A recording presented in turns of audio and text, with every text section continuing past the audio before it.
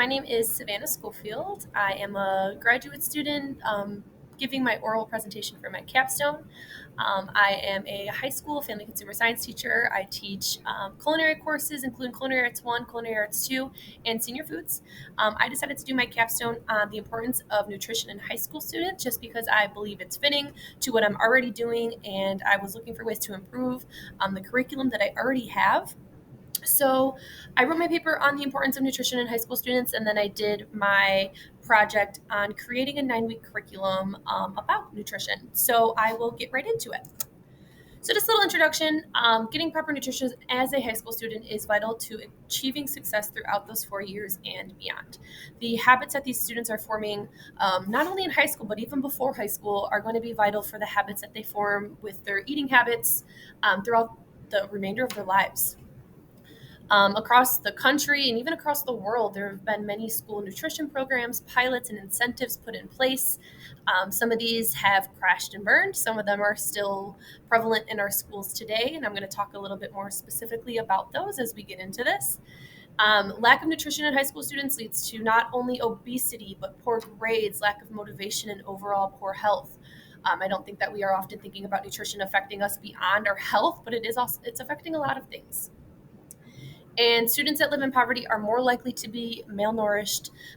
And I talk a lot about the underprivileged students and how maybe the food that they are receiving at school during their school day is the only food that they are eating or receiving all day. Okay, so the effect of nutrition on academic performance. To state the obvious, students who are eating well are more likely to do well in school. Students who are eating a balanced breakfast, a balanced lunch, are more likely to have better grades, to do better academically. Students need to have a diet full of all six nutrients. The six nutrients include vitamins, minerals, fats, carbs, proteins, and water. Um, we get our vitamin and mineral intake from consuming foods such as fruits and veggies. High school students should have about 14 grams of fat per day. This should be unsaturated fat, fats that come from plants and animals, such as like avocados, different types of like olive oil. Those things are fats that we should have. I think that oftentimes not only students, but us as adults automatically think that fats are bad when we should be getting a little bit of fat per day in our diet. What else? Proteins are found in meat, fish, and dairy. Carbs are probably the most important thing. Carbs are what's giving us our energy to get through our day. Our carbs should be complex carbs and come from things like whole grains, whole wheat bread, whole wheat pasta, fruits, veggies. And water is one of the six nutrients, and it's just as important of any of the other.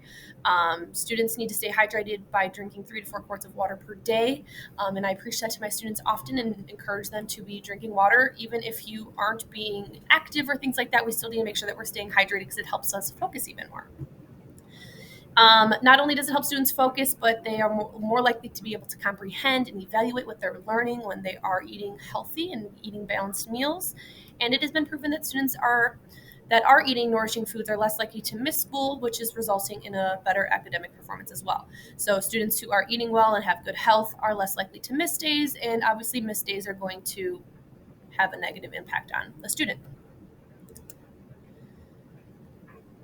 Okay, my next thing is the effect of nutrition on behavior. So, not only is our nutrition affecting our academic performance, but it also can open the door to behavioral problems. Access to nutrition, especially breakfast, can enhance a student's psychosocial well being, reduce aggression in school suspensions, and decrease discipline problems. When students are not receiving the nutrition that they need, sometimes those feelings are turning into aggression, and that can turn students into having behavioral issues. Students may not know how to internalize the feelings that they have about being hungry, and that can just turn to bad behavior. They don't know how to express that, the reason that I'm acting this way is because I'm hungry, I'm malnourished. This confusion can lead to many behavioral issues. And if students have access to nutritious meals and snacks throughout the day, they are less likely to be aggressive. One study that I found super interesting when I was doing my research was in an inner city school that evaluated behavior before and after 6 months before and 6 months after a lunch and breakfast program had started. And the behavior that was happening was way less severe and prevalent after the pilot of the program. Students were less aggressive, students were missing less school, students were behaving better in the classroom, they had better grades once this breakfast and lunch program was put into place. So it's been proven that a healthy, nutritious lifestyle is going to affect behavior of students as well. So many schools, if not all schools, participate in some type of school lunch program. The biggest one is the National School Lunch Program. It Millions and millions of students, I believe it's 7 million students every day, are benefiting from the National School Lunch Program. This is offering either free or reduced lunches to students based on their family's income. These lunches have a variety of protein, grains, fruit, vegetables, and dairy. It's a government-ran program. These lunch programs have to kind of abide by certain bylaws of what needs to be included. So, how much protein, how many servings of fruits and vegetables and dairy do these lunches need to include to be eligible for the school lunch program? This has been around for 75 plus years, which is crazy. It has been around since the Great Depression, and it's just kind of evolving to continue to meet the needs of the students that we have today. There's also a school breakfast program that was put into place in 1966, so it can help students get the breakfast that they need in the morning to really give them a boost of energy and to get through the day until lunch. Because as we know, sometimes if you're not eating lunch till 12 o'clock in the afternoon, you're really hungry at that point. So getting some breakfast, getting some food in your system prior to beginning your classes is really going to be beneficial for students. School lunches or school cafeterias have other options available in the cafeteria. They have competitors where if students have the option between, getting this lunch that has fruits and veggies and dairy in it, they're probably going to be more likely to get things like pizza or a burger or chicken tenders or French fries if they have, the means to do so. So that's a big thing, is that although all students have access to this type, are they going to always choose the healthy type of lunch? No. But the students who are getting those healthy lunches are, doing better academically and behaviorally and all of those things. Okay, this is something that I talk to a lot about with my senior foods and my courses, my culinary courses. That breakfast really is the most important meal of the day. It's the first thing that's getting into your system to give you that initial boost of energy that's going to help you get through your morning. School breakfast programs are put into place based off research that proves that breakfast is truly the most important of the day. And while breakfast is important, eating sugary breakfasts may provide like instant energy. So things like cereal, Pop Tarts, really sugary options, but that energy is not going to last very long. So we should be eating healthy things like whole grains, fruits, oatmeal, things that have good vitamins and minerals in them that are going to give us substantial energy that's going to last. So obesity goes right along with, the talk of eating nutritious meals, and the students who may not be eating nutritious meals if they're eating other things. Instead, it can lead to obesity. Health research surveys of adults in the United States have reported that people who skipped breakfast became obese at a rate of 5 times higher than people who ate breakfast. Okay, that's a pretty big number, 5 times the amount of people. The reason for this is because people who skip breakfast are more likely to snack throughout the day, maybe eating less healthy things rather than like a balanced breakfast. And they're also more likely to eat a later dinner. The later you eat, the less time your body has to metabolize that. And, it can lead to a more substantial weight gain. What else? The idea behind this is that students who are eating breakfast at home are more likely to eat something good rather than eating, prepackaged things or even fast food that's not going to be so good for them. If they are eating their breakfast at school or lunch at school, these things must include a grain, milk, and at least one serving of fruits and vegetables. So, according to the Children's Defense, 11.9 million children are living at or below the poverty line. Something that kind of stood out to me, and it just seemed a little bit backwards, but it made sense when I read more into it, is that these students are more likely to be overweight rather than underweight. Okay, malnourished students who are living below the poverty line are more likely to be overweight rather than underweight. Okay, this is tying back to what I was just talking about before. The reason for this is because rather than eating foods that are good for them, they're eating foods that are going to fill them up, and those probably are not always going to be the most healthy options. If their families cannot afford to buy, fresh produce or whole grains or things that are better for them, they are resorting to things that are maybe not so good for them and that are causing them to be unhealthy and possibly overweight. For some students, the lunch that they get at school is the only food that they're going to eat all day. So it's really important that they do have these options, not only lunch, but a breakfast as well, to kind of hold them over until the next day. There are other programs rather than just the school lunch program, the school breakfast program. There's also food service programs that are available to students in the summertime. There's food stamp programs that are available for families to help get food on the table. There's also the child and adult care food program. There's a lot of things that can help these families that are in poverty. The root of all the food resources and programs that we have today stem from issues with children of low income families. So that's the reason that a lot of these things were put into place in the beginning when all this was happening. Um, and another thing that I was just thinking about when I was going through all my research is how these families were affected by COVID 19.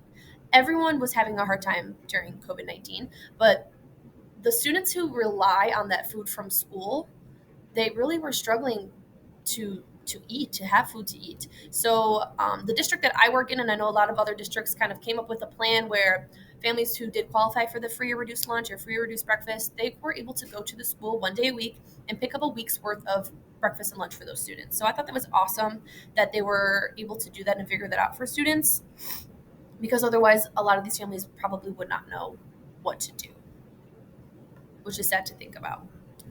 Okay, it's important for parents, educators, and other adults in a student's life to promote a healthy lifestyle. Okay, like I said before, the habits that they are forming as an adolescent, especially in high school when they're kind of starting to make decisions for themselves, are habits that are going to be prevalent throughout their adult lives as well. Like I said, I'm a family consumer science teacher. I have more of an opportunity than most people to promote healthy eating to my students. Not only do we discuss healthy foods, we make them, we talk about them. I talk to them about the importance of eating these foods and eating from all the different food groups. We use My Plate, which is the government program that replaced the food pyramid a few years ago, that discusses the different food groups and how much they should be eating per day in order to have a healthy lifestyle. We study nutrition labels, food additives, fat substitution, nutrients, and really so much more. My goal as a teacher is not to change someone's diet and take away all of the indulgences, the things that they like, but rather to make them more aware of what they should be eating, and that as long as you're eating good most of the time, the things that you like to eat and those not so healthy foods are okay as long as it is in moderation. Um, One thing that I was talking about in the paper that I wrote is that Bandura's social learning theory is it ties in with all of this, because students and children, adolescents, they are influenced by observing others. So if we as adults are making good choices and kind of being a role model and showcasing that we're eating healthy, students are more likely to kind of follow suit with that as well. Okay, exercise. Students need exercise, and in high school they are required by the state to take PE courses. Schools with great physical education programs have better test scores, attendance, and behaviors within their school. Students who are physically active, whether it's just in gym class or outside of school or in sports, they have a better cognition performance and they have more on-task behavior in the classroom. That's why physical education programs are so important and why they are pushed, for all students, high school students and below that. When students are antsy, when they don't have the opportunity to like kind of get some of that aggression out or get some of the just like the energy out, behavioral issues and problems are going to be more likely, and they're going to have problems concentrating because they are just they're antsy in their seats. They need to move around. So exercise kind of ties in with all of this to a great extent. And then preparing high school students for college. As we know, college is a time where it's the first time that a lot of these kids are going to be on their own and making their own decisions. The transition from high school to life after high school is a time where a lot can change in one's diet and physical activity. If students are used to getting, a healthy breakfast and a healthy lunch every day, they're used to being in sports, going to PE class, and then they go to college and their diet's changing and they're not getting physical activity. That's where that weight gain and kind of lifestyle and diet changes a lot. A lot of the time, students who were active in high school will remain active post high school, maybe not as active, but they'll still kind of, want to go to the gym or, play recreational sports or, whatever the case may be. The freedom of food is where issues can occur. You go to the dining hall and you have so many options, it can almost be overwhelming for students. If you can kind of ingrain in their heads now that they need to be eating fruits and vegetables, they need to be eating from all of the food groups, that they are going to be more likely to do that when they have so many options. Having freedom to eat whenever you please and whatever you please can be an issue. If students, when they were living at home, did not have access to, a lot of junk food or even just like fast food, and they have this opportunity now, a lot of them are going to jump at that. So I always tell my students that you should be eating things you enjoy. It's okay every once in a while to be eating things that maybe are not so good for you, as long as you know that you need to be eating fruits, vegetables, proteins, and things that are good for you as well. That way, when they do have that opportunity to eat whatever they want, they aren't just eating that bad stuff. They know that there's a balance in between the good and the bad stuff to maintain that healthy lifestyle. It is really important for students to learn about physical activity, and nutrients need to remain healthy when they're on their own. And that's what I do a lot of in my senior foods course, is encouraging them to learn about it and pay attention and to really get a lot out of the course, so that when they're on their own, they're going to be more likely to maintain that healthy lifestyle. So my project was the curriculum. It's a 9-week curriculum, and it's broken down into 3 modules. The first module is just an introduction to nutrients. What are the nutrients? We talked about vitamins and minerals. We work on my plate. We talk about food additives. And I'm just going to show some examples of some things that I have in this first module. So we have exploring food additives, kind of talking about the different nutrients. As I said, there's vitamins, minerals, carbs, proteins, fats, and water. They do a couple projects so that they can learn about these things, teach it to their classmates. We talk about, like I said, we talk about my plate.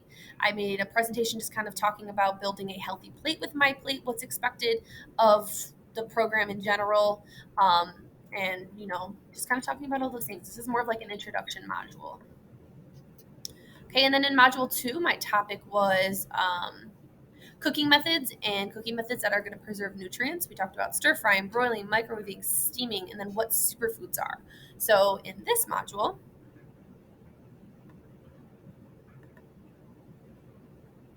okay, we talked about superfoods, we talked about all these different cooking methods, and we practiced each of these cooking methods by making food that uses a cooking method, and that the students really like them. So they're going to be more willing to try additional recipes using that cooking method if they enjoyed the one that they learned from. So that's all about that. And then my third and final module, week 7, 8, and 9, probably the crowd favorite, is real life nutrition application. So we talk about portion control, food labels, what food companies are legally able to state on their food label, and pretend it's healthy when it's really not, and kind of debunking some of those things. We talk about budgeting in college, costing things out. We talk about maybe buying generic things instead of brand name and how they're so similar. We talk about college nutrition. And this module is the longest, and it has a lot of really cool stuff in it. So we do a breakout room on portion sizes. We talked about ways or tips that you can stay healthy in college, how to cost out a recipe. This one was really interesting to me, is the dining costs, and how it's so easy to spend a lot of money on food if you are not eating off of the college dining plan. And just really just talking about the things that the government is able to put on food labels, and all this type of stuff. So it was really fun to kind of put all this together, and it was even more beneficial for me because, as I said before, I do teach this course. So what can I do to revamp some of the things that I was already doing to make it better and more beneficial for my students? So that was my project. I had fun making it. I really enjoyed learning from all of the research that I did. And I think that not only myself, but my students are going to benefit from all of this. So it was great. So thank you for listening and have a great rest of the semester. Thank you.